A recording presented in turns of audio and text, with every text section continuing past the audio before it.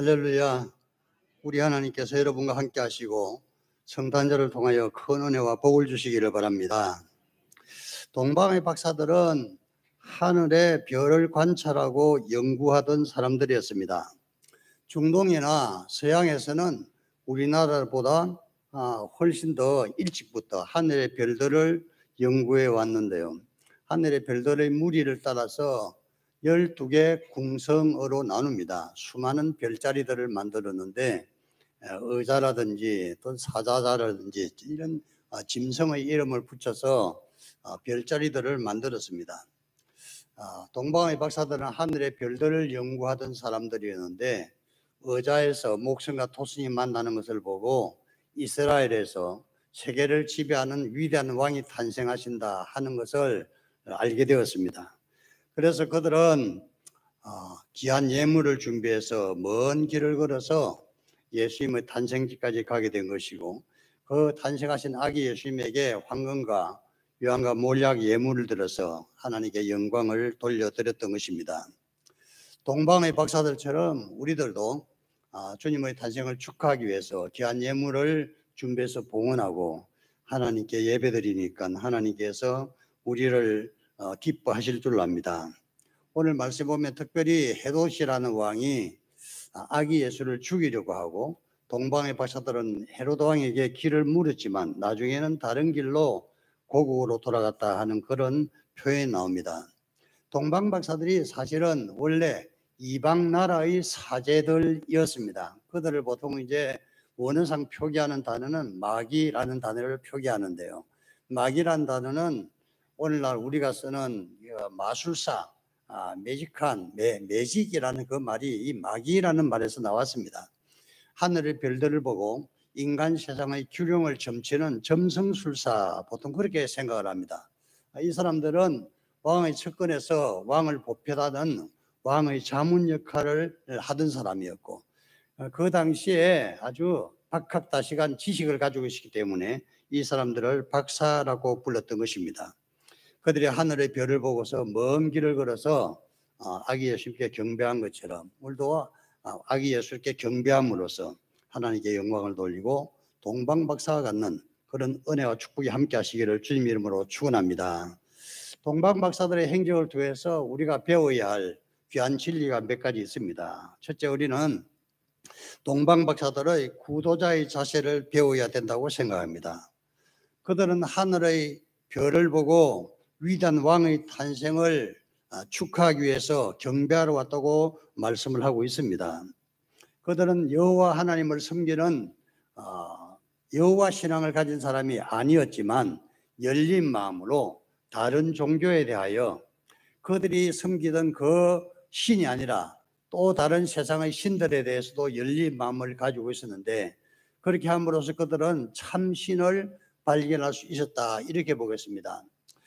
성경 외의 기독교 역사를 보면 이 동방박사들은 나중에 도마라는 사람이 인도 선교를 가는 중에 그들을 만나게 되었고 그들에게 세례를 베풀었다는 기록이 나옵니다.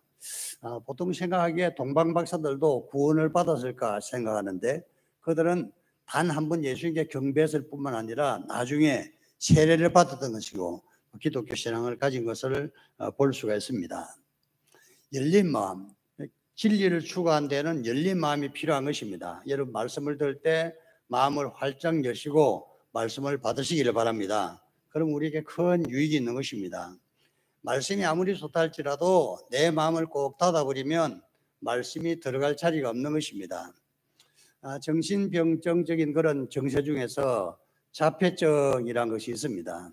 제가 지난번 교회 심호할 때 젊은 청년 한 사람이 보니까 좀 이상해요. 교회 와서는 느티나무에서 가만히 이렇게 고개를 숙이고 있는데 아무 미동도 하지 않고 한 30분을 그렇게 있더라고요. 누가 말을 걸어도 대답도 하지 않고 그런 정세가 종종 보이는데, 이야기를 들어보니까 그이가 많은 정신적인 충격을 받고서 자폐증이 되었다고 그러더라고요. 자폐증이 되게 되면 세상 사람들과 정상적으로 교제를 할 수가 없습니다. 다른 사람들의 생각, 다른 사람의 말들 이런 걸 전혀 듣질 않으니까요. 자기 자신의 세계에 갇히는 것입니다. 자기 자신의 세계에 갇혀 있는 사람들은 더 이상 세상과 소통할 수도 없고 발전을 할 수도 없는 것이고 세상에서 정상적으로 생활을 할 수도 없는 것입니다. 진리를 추구할 때는 열린 마음이 필요한 것이죠. 보통 젊은이들이 신학교를 가게 되면은 굉장히 고통스러운 일들이 기다리고 있습니다. 왜냐하면 이제까지 내가 생각할 때는 이것이 바로 참 진리라고 생각했는데 교수님이 새로운 어떤 학설이라든지 이론을 가르치게 되면 도무지 우리가 받아들이기에 어려운 그런 말씀을 하신다 이겁니다. 그래서 신학생들 중에 교수님들하고 그냥 격렬한 토론을 하고 자퇴를 하는 사람들도 종종 있습니다. 상상할 수 없는 그런 이론들이 있기 때문에 그렇습니다.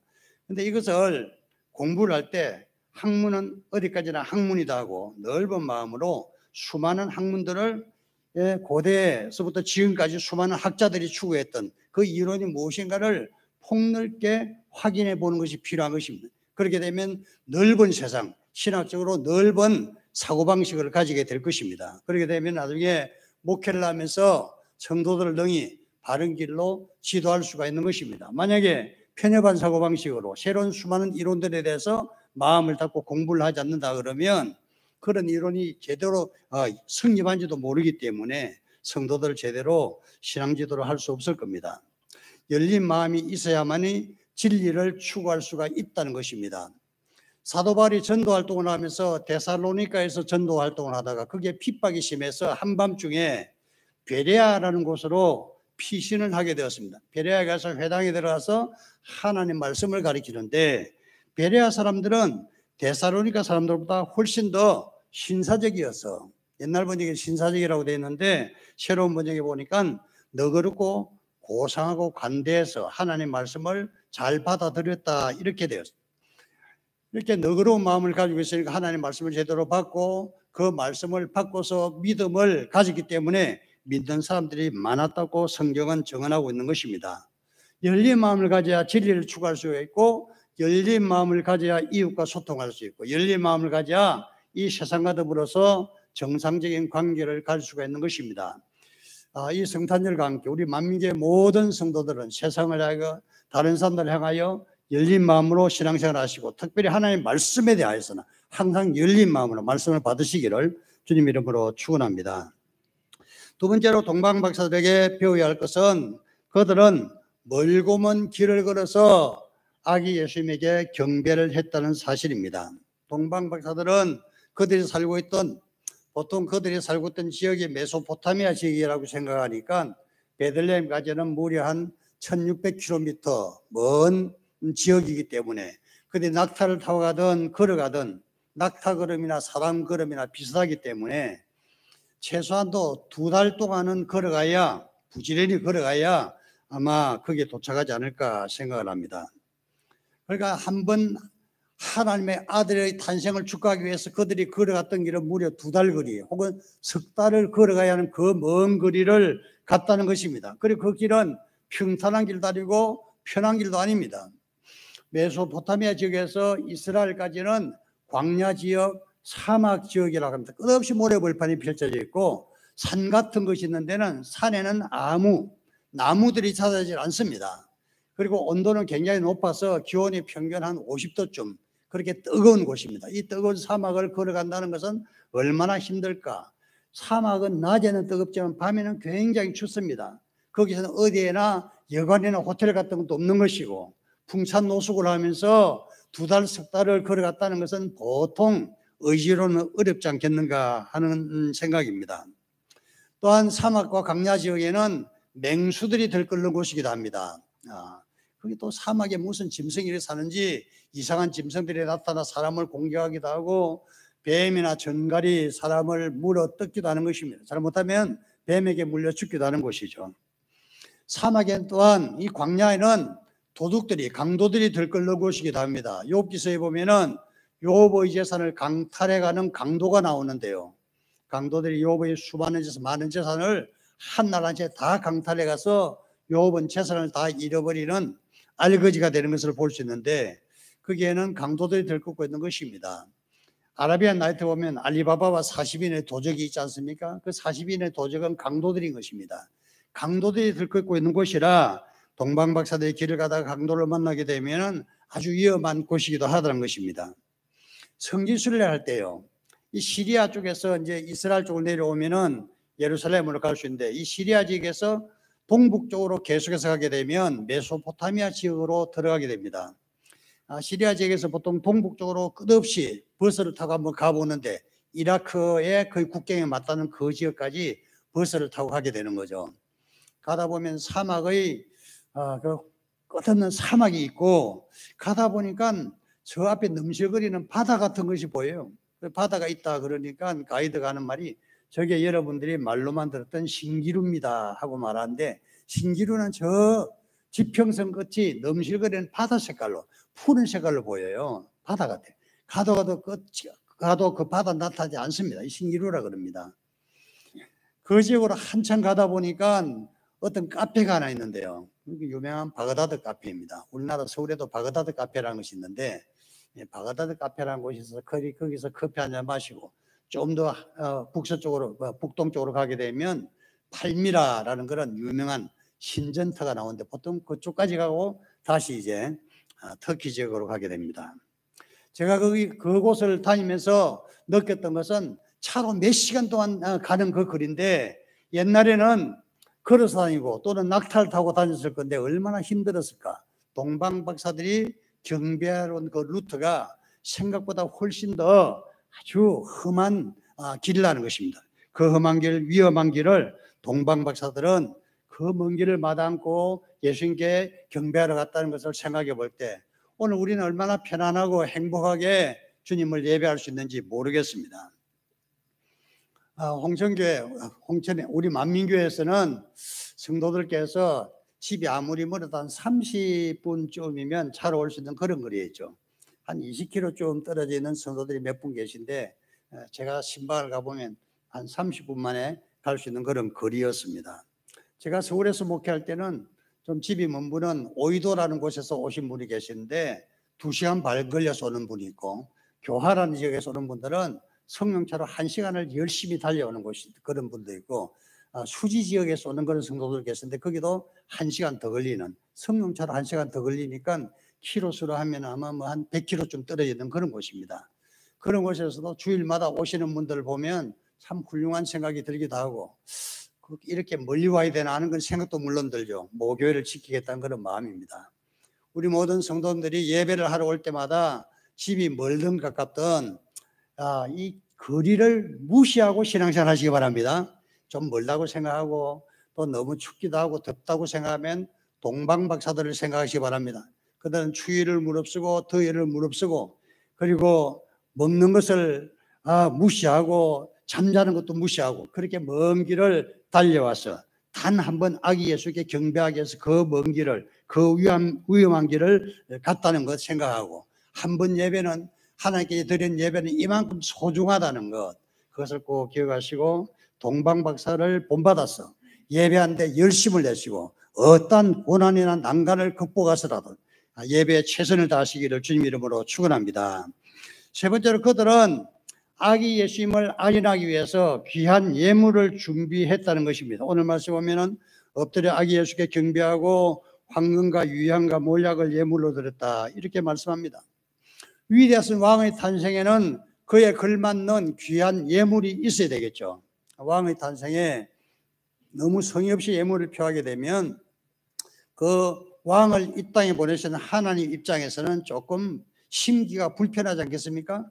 그들은 귀한 예물을 준비했는데 황금, 유향, 몰약 다 진귀한 보물이라고 생각됩니다. 그 귀한 예물을 준비해 하나님께 드렸는데 하나님께서도 아마 기특하게 여기지 않았을까 생각합니다.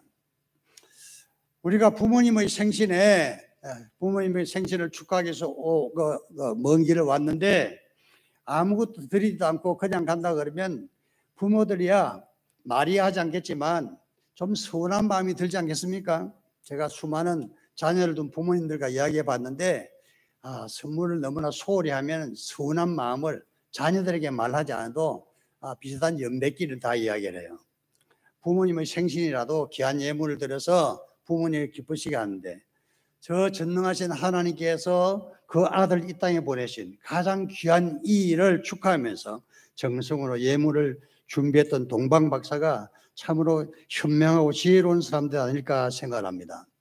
동방 박사들이 바친 이 예물들, 황금과 유황과 몰약은 나중에 예수님의 생활비로 요긴하게 쓰인 것으로 보입니다.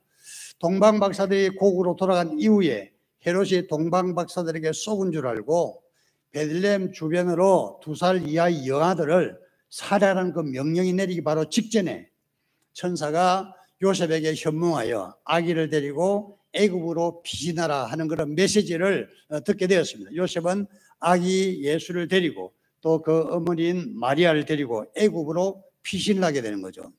이것도 구약 성경에 있는 성경 말씀을 이루는 차원에서 애굽에서 피신 생활을 하게 됩니다. 성지순례를 가다 보면 그 애굽에서 예수님께서 피신하셨던 그곳에 예수 피난교회라는 교회가 세워져 있어요. 예수님께서 여기에서 피난생활을 하셨다는 곳인데 그 장소가 맞는 장소일까 의문스럽게 생각하는 분들도 있는데 2000년 동안 내려온 전성에 그대로 내려오는 전성에 전해지는 말로서 그곳이 바로 예수님께서 사셨던 곳이라 그러면 맞는 것입니다. 아, 예수님께서 여기서 어린 시절을 보내셨구나. 그곳에 살면서 예수님께서 어떻게 생활을 하셨을까요? 동방 박사들이 가져왔던 그 예물, 황금과 유황과 몰약을 팔아서 예수님의 가족들이 생활했을 것으로 보입니다. 금을 팔아서 예수님 잡수는 빵을 사고, 또 유황을 팔아서 예수님 잡수는 고기를 사고, 몰약을 팔아서 예수님 입으시는 옷을 사서 그렇게 생활하지 않았겠나 이렇게 생각하면 동방 박사들이 바친 그 예물은 참으로 귀한 것이 아닐 수가 없는 것입니다. 오늘 성탄 축하 예배를 드리면서 귀한 예물을 하나님께 바치신 여러분들의 그 예물도 아기 예수에게 바쳤던 동방 박사의 그 예물처럼 오늘날은 주님의 이 교회가 그리스도의 몸이라고 되어 있어요. 교회를 위해서 그 예물로서 난방비도 이렇게 내고 교회의 모든 활동비도 다 내고 그렇게 한다 그러면 동방 박사들이 바치는 그 황금 유황과 몰약처럼 여러분이 바치는 예물들도 정말 하나님께서 기쁘게 받으시는 복된 예물이 될 줄로 믿습니다. 동방 박사들이 진귀한 보배를 주님의 성탄에 바친 것처럼 정성으로 바친 여러분들의 모든 예물들도 우리 하나님께서 기쁘게 받으시고 정말 흐뭇한 미소를 짓지 않으셨겠나 생각을 합니다. 그 하나님께 여러분을 축복하셔서 이 성탄과 함께 우리 모든 성도들의 가정에 주님의 거룩한 은혜와 축복이 넘치기를 주님 이름으로 축원합니다. 기도하시겠습니다.